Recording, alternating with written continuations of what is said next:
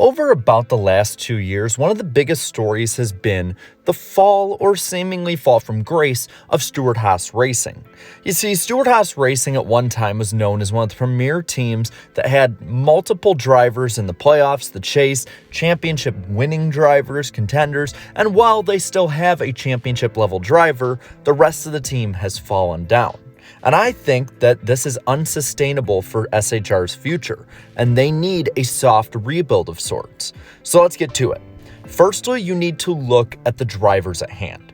You have Kevin Harvick, the leader of the team, but he's 46 years old.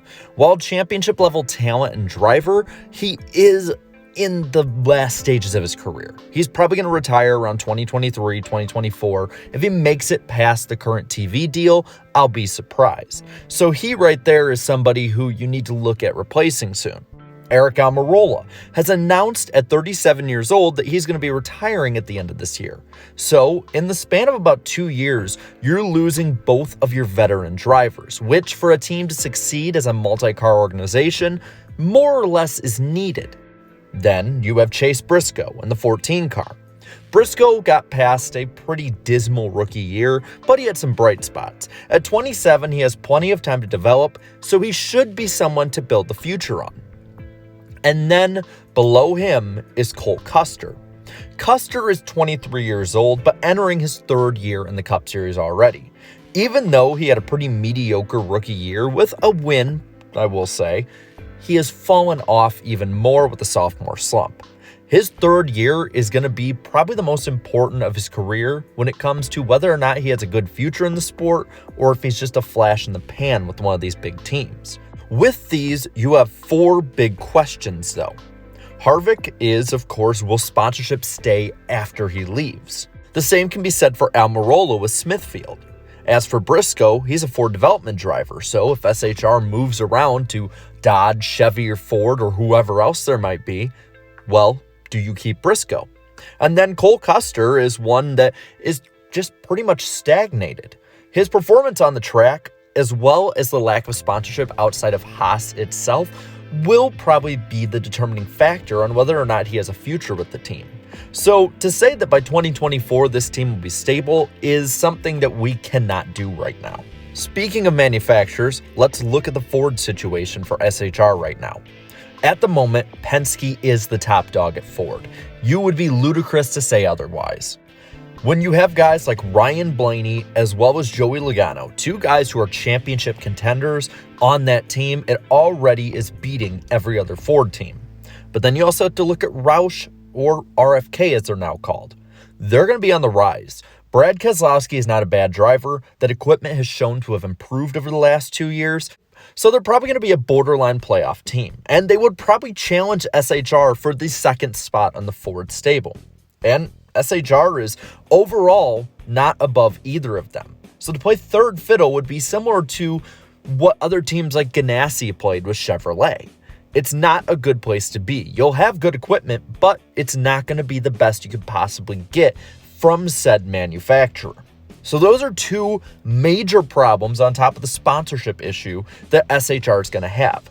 Some of these problems are not ones that are unique to SHR. Many teams have them, but in this case, it's something that SHR really hasn't seen. But we need to look at other rebuilds, and the big one that we should look at is Hendrick Motorsports. It's not going to be a one-to-one comparison, but it is pretty apt. In 2015, the Hendrick stable was Casey Kane in the 5 car, Jeff Gordon in the 24, Jimmy Johnson in the 48, and Dale Jr. in the 88. Now, Kyle Larson's in the 5, Chase Elliott's in the 9, William Byron's in the 24, and Alex Bowman is in the 48. And when you look at all 4 of them, they all have different paths to this point. Kyle Larson is a generational talent. Chase Elliott is another one who will be another stable stepping stone when it comes to building the future of Hendrick Motorsports that they have currently done pretty well. William Byron has not delivered until year 4 of his career, 2021. Sure, he won in 2020, but in 2021, he was actually a legitimate driver. And then you got Alex Bowman, who is a diamond in the rough, someone that is a once in every 10-year driver who has been on these really bad teams, but is pulled out of the coals and is made into a diamond. And that's what's really happened with him. So let's look at the development program right now for SHR. Ryan Preece right now has just been signed as more of like a testing driver, someone who will really be there to get information for Hendrick, similar to what Alex Bowman did after he replaced Dale Jr. in 2016. He's a good talent, but Preece is not someone who has shown any skill in a cup car when it comes to performance and statistics because he has not been in a good ride yet. He could be someone who could go out there and be a playoff level driver and make it to the round of 8. He also could be a guy who just runs the way his equipment is. Cup Series is different than any other series. Then you have to look at the Xfinity Series. You have Riley Herbst. Herbst brings in sponsorship stability, which is something that SHR desperately is going to need going into the 2020s. He can have flashes of brilliance. We've seen him before in the top 5 at places like Bristol that are very talent-based tracks. But at the same time, it's Riley Herbst. He's not going to be a championship level or even probably playoff level driver in the Cup Series anytime soon. And then you have to look one step down to the Truck Series. With that, you look at Hailie Deegan. Deegan is a mainstream star and someone who can really take eyes away from the mainstream audience of other sports and bring it to NASCAR, similar to what Bubba Wallace can do. She's a Ford development driver, so that kind of pigeonholes her a bit there, but she's shown that she's willing to move from manufacturer to manufacturer if it means her career can continue to move forward. She's had underwhelming truck results, though, and is in no position to even think about going to Cup right now. She still needs probably another year or two in trucks and then Xfinity. So you're going to probably have to look at some free agents because let's be honest, Ryan Preece is the best driver of these 3 that we could bring up to Cup in a quick manner. Free agents, it's going to be difficult to look at because a lot of these contract negotiations and terms are not shown to the public. But I've split it up to 3 for each series that I think would be kind of good to bring along. In Cup, you have Tyler Reddick, Christopher Bell, and Erik Jones. Bell, I think, is going to stick with Gibbs, but as for Reddick, he's a young, talented driver, and there's no reason to think that after 2022 or 23, he couldn't move to greener pastures if he was offered the right incentive. And Erik Jones is kind of like Almirola, even to the point of driving the 43. He could maybe have a redemption arc with Stewart-Haas Racing, similar to what Boyer did as well. In Xfinity, you have Daniel Hemrick, Noah Gragson, and Josh Berry. Daniel Hemrick is an Xfinity champion. Noah Gragson is a driver who is kind of stuck at a bottleneck in the HMS development. There's nowhere to go for him when it comes to Hendrick rides.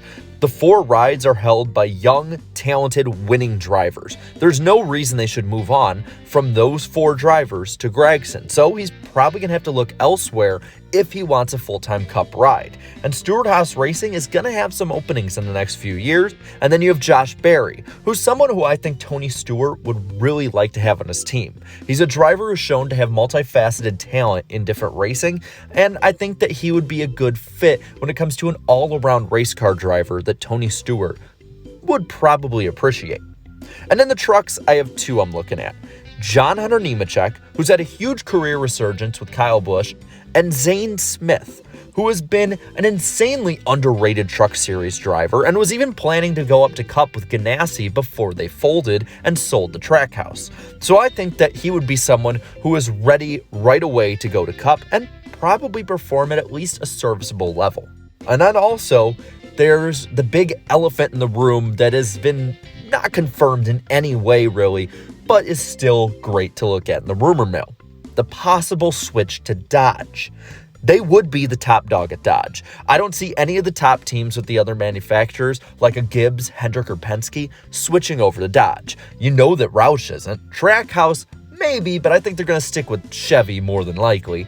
So, I mean, there's no one really that is put in place aside from SHR to make this switch. But the big issue is the Ford development drivers in Tony Stewart's stable. Now, I want to pass all this to you.